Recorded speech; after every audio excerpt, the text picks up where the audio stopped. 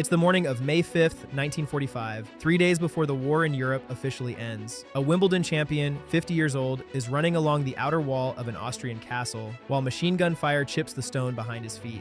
Inside that castle, two former prime ministers of France, two of France's most decorated generals, the sister of Charles de Gaulle, a Union leader who survived a Gestapo interrogation cell, and a tennis star who won at Wimbledon 4 times. The man loading rifles to defend them is a wounded Waffen-SS officer. And outside the gate, 150 fanatical SS soldiers, an 88mm cannon, and orders to execute every single person inside before the Americans arrive. This is the only known battle in the entire Second World War, where Americans and Germans fought side by side, and almost nobody knows it happened.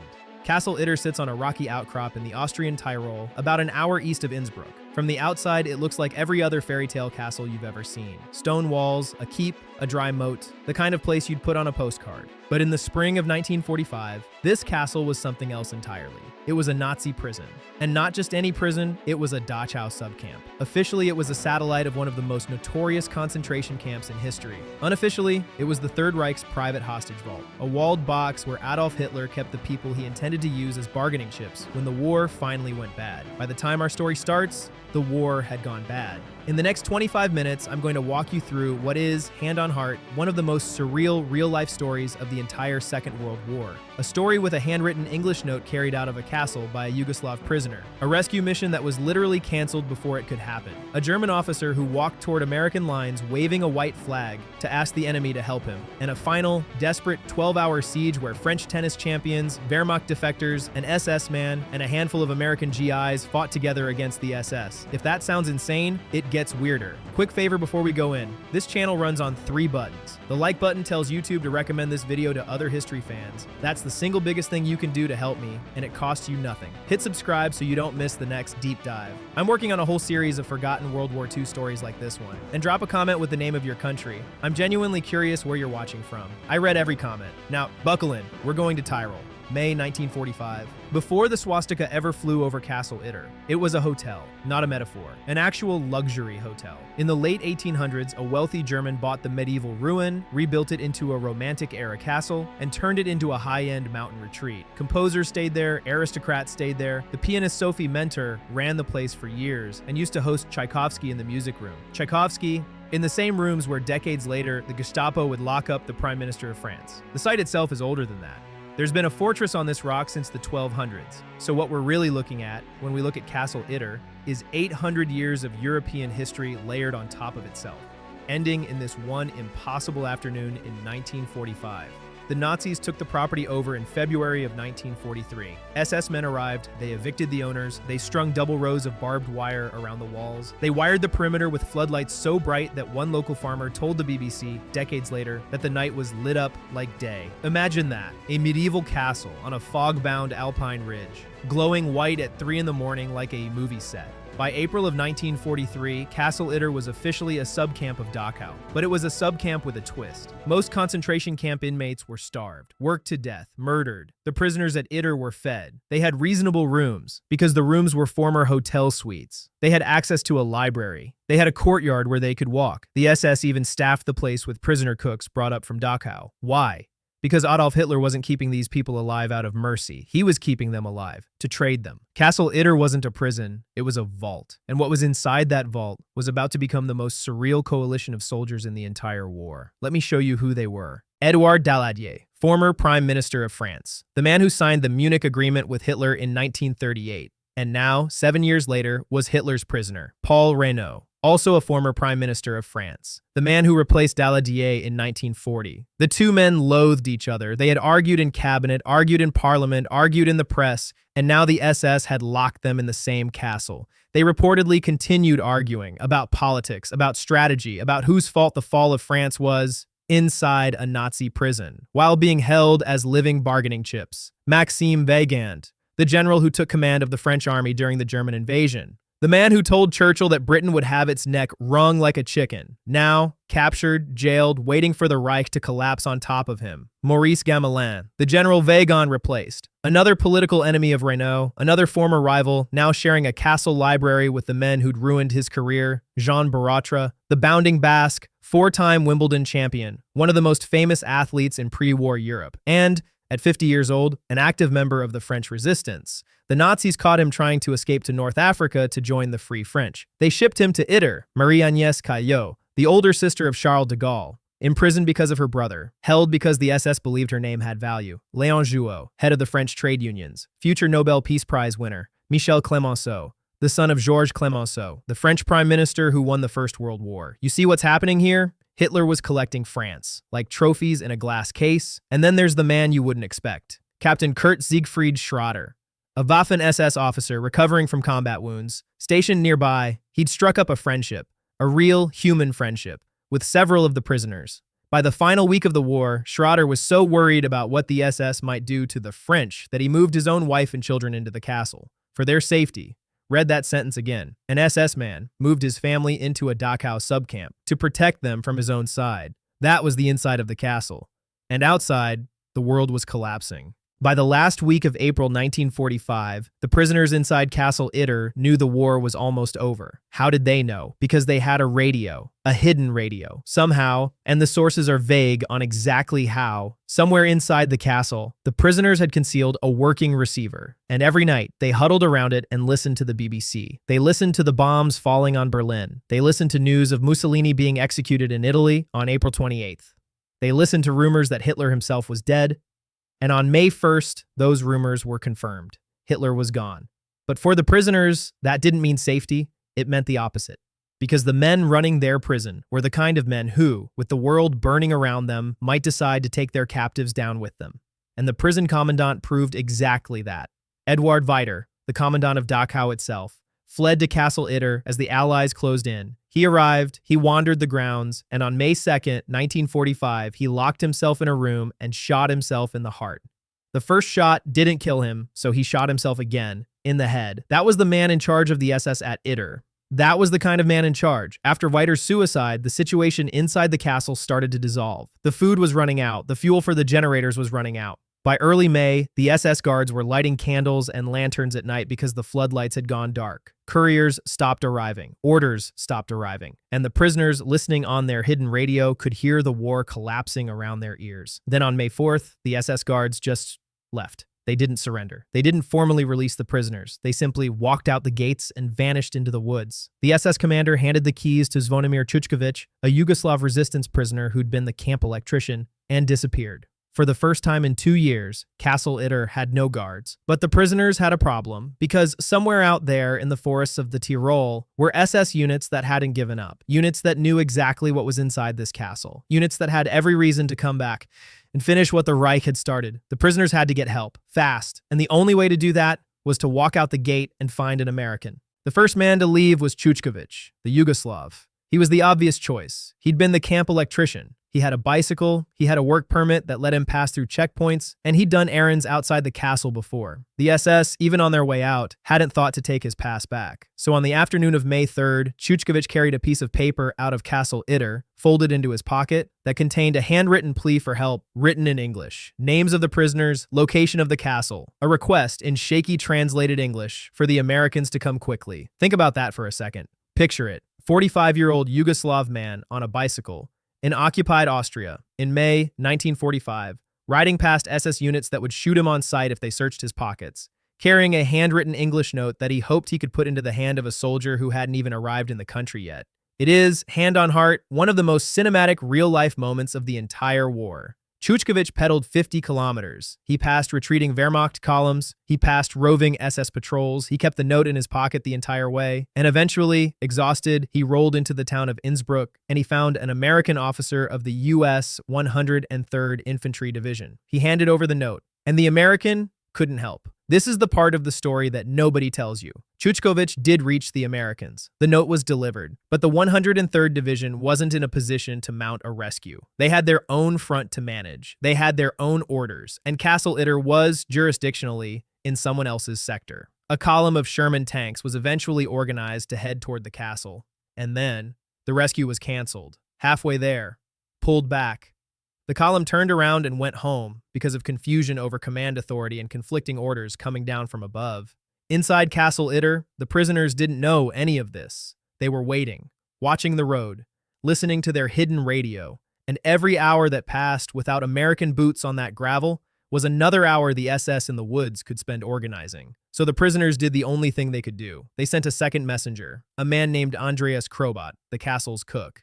Yes, the cook. Andreas Krobot left Castle Itter on a bicycle on May 4th, a day after Chuchkovich, doing the same impossible journey, carrying the same desperate plea. And he ran into the most unlikely man in the entire story, Major Josef Sepp Gangl, Wehrmacht officer, decorated combat veteran, and secretly a member of the Austrian resistance. Gangl had been working with the resistance for weeks, quietly preparing to switch sides as soon as the Reich collapsed. He had a small unit of Wehrmacht soldiers under his command, men who, like him, had stopped fighting for Hitler weeks ago. They were holed up in the village of Wurgl, just down the road from Castle Itter. When Krobot the cook arrived in Wurgl with the message from the prisoners, Gangl understood the situation immediately. The SS were going to come for the castle. They were going to murder everyone inside before the war ended. And Gangl, with maybe a dozen men and a couple of trucks, couldn't possibly hold off a determined SS attack on a fortified position. So Gangl made the most extraordinary decision in this entire story. He got into a Kubelwagen, a German military jeep, tied a white flag to it,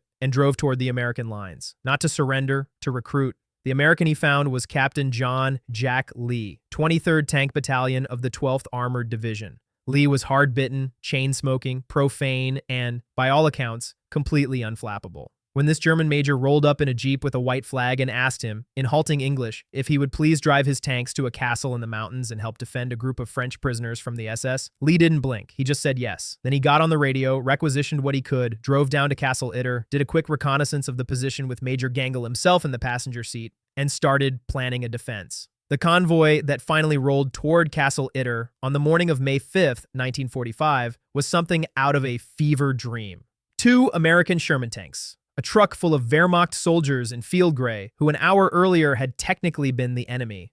American GIs riding on the tank decks, eyeing their new German allies, fingers near triggers. Captain Lee and Major Gangl together in the lead Kubelwagen. And somewhere in the mix, according to one account, a few local black marketeers who got swept up in the rescue and just decided to come along for the ride. It is a small unit. It is a bizarre unit. And when the prisoners see it roll up to the castle gate, they are going to be horrified at how few men are inside it. When Lee's force pulled up to Castle Itter on the afternoon of May 4th, the French prisoners were standing at the upper windows watching. And according to multiple accounts, their first reaction was disappointment. They had been waiting for days. They had sent 2 messengers across enemy territory at the risk of their lives. They had imagined, half prayed, a column of dozens of tanks, a battalion of GIs, the full weight of the U.S. Army rolling up that mountain road to liberate them. What they got was Captain Lee, around 14 American soldiers, 2 Sherman tanks, 10 Wehrmacht defectors under Major Gangl, and a wounded SS captain named Schroeder, who was technically still on the wrong side of the war. 40 men, give or take, against an SS force that was going to be much larger. But what Lee had, that nobody else had, was time to set up. He spent the rest of May 4th and the early hours of May 5th turning Castle Itter into a fortress. He parked one of his Shermans, nicknamed Besotten Jenny, directly inside the front gate, not as a maneuvering tank, as a stationary bunker. The barrel pointed straight down the access road. Anyone trying to assault the gate was going to look directly into the muzzle of a 75mm cannon. He posted his American GIs at the upper windows and the corner towers. He gave the Wehrmacht defectors the lower walls and the secondary entrances. And then, and here is the part that still feels unreal, he handed weapons to the prisoners. Renaud, Daladier, Weygand, Gamelin, Borotra, Caillot, Jouhot, Clemenceau, 2 former prime ministers, 2 generals, a Wimbledon champion, the sister of Charles de Gaulle, a Nobel laureate, and the son of the man who won the First World War, armed, carrying rifles, standing at loopholes in the walls. Schroeder, the wounded SS officer, moved through the castle helping organize. His own family was sheltering in one of the inner rooms. He was, in every meaningful sense, fighting against his own. And then, at first light on May 5th, they heard the engines coming up the road. A column of Waffen-SS troops. Estimates vary.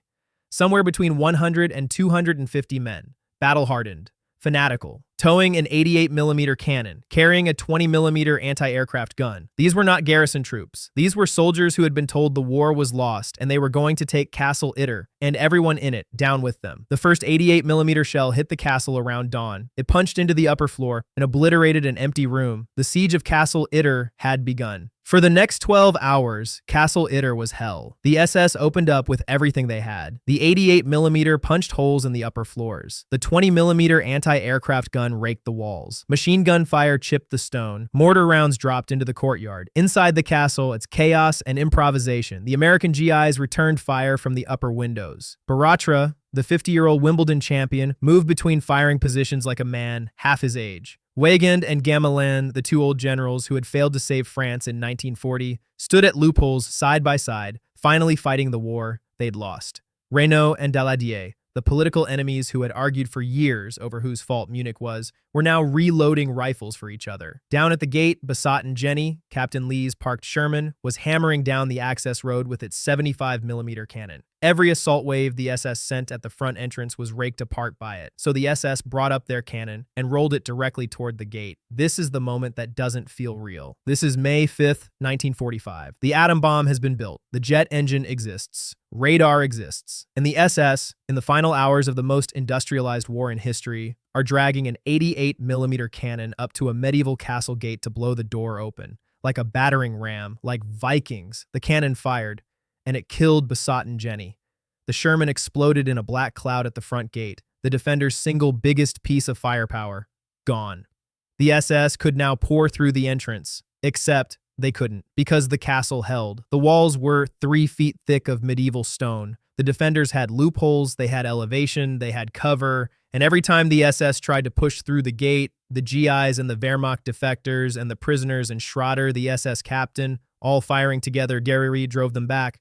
But the ammunition was running out. Hours into the fight, the defenders were down to their last clips. The radio situation was so bad that Captain Lee couldn't even fully communicate with the relief force he'd called for at dawn. He had no idea if anyone was coming. He had no idea where the SS were positioned outside. Nobody on the inside had real intelligence about anything. That is when Baratra, the tennis champion, volunteered to go over the wall. The plan was insane. Baratra would scale the outer wall, drop down on the far side, sprint across open ground while the SS were still firing into the castle, and try to reach the American relief force he hoped was on its way. He was 50 years old. He was unarmed. He was wearing prisoner's clothes. He went over the wall anyway. He ran, he cleared the field, he dodged into the woods, and he found them. A relief column from the U.S. 142nd Infantry Regiment coming up the road. Baratra brought them in. By late afternoon on May 5th, American reinforcements were closing on Castle Itter from the rear. The SS, caught between the defenders inside and the Americans outside, broke. Some fought, some fled, some surrendered on the spot, but not all the defenders made it. Major Sepp Gongel, the Wehrmacht officer who had driven a Kubelwagen into American lines under a white flag and asked the enemy to help him save a group of French prisoners, was killed by a sniper while shielding former Prime Minister Paul Reynaud from the line of fire. The man who switched sides died protecting the man he switched sides for. By nightfall on May 5th, 1945, the battle was over. Around 100 SS men were marched out of the woods at gunpoint, hands above their heads, and loaded onto American trucks. The flipped image is almost too perfect. The people who had spent 2 years guarding prisoners at Castle Itter were now being driven away as prisoners themselves.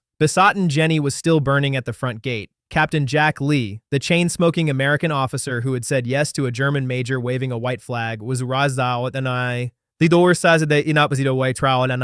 awarded the Distinguished Service Cross for his actions. He survived the war. The French prisoners walked out of the castle alive. Reynaud went on to a long political career. Daladier returned to French politics. Weygand and Gamelin lived out their lives as embattled, controversial figures of a war they had lost. Baratra, the tennis champion who ran the wall, went back to tennis. He played at Wimbledon again in 1948. 3 years after he climbed out of a besieged Austrian castle. He kept playing competitive tennis into his 80s. Marie-Agnès Caillot was reunited with her brother Charles de Gaulle. Captain Schrader, the wounded SS officer who had moved his own family into the castle, surrendered to Captain Lee at the end of the battle. He was the only known active member of the Waffen-SS to fight on the Allied side in the entire war. And Major Sepp Gangel, the man who had died saving Paul Reynaud, is buried in Vergel.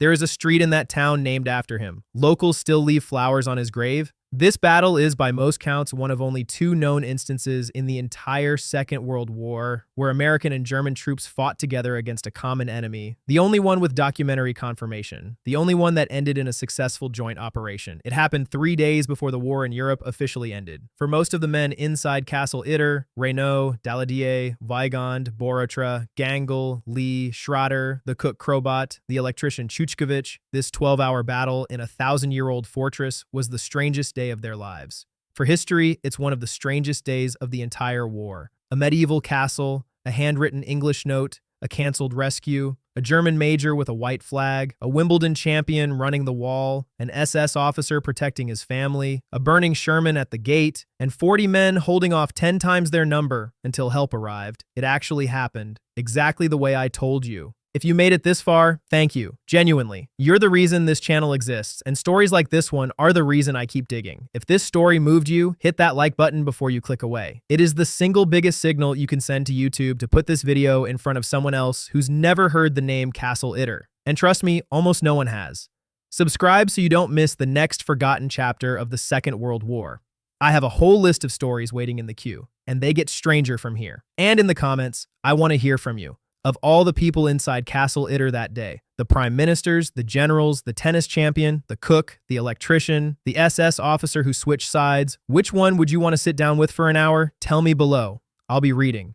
This was the battle for Castle Itter, the strangest battle of the Second World War.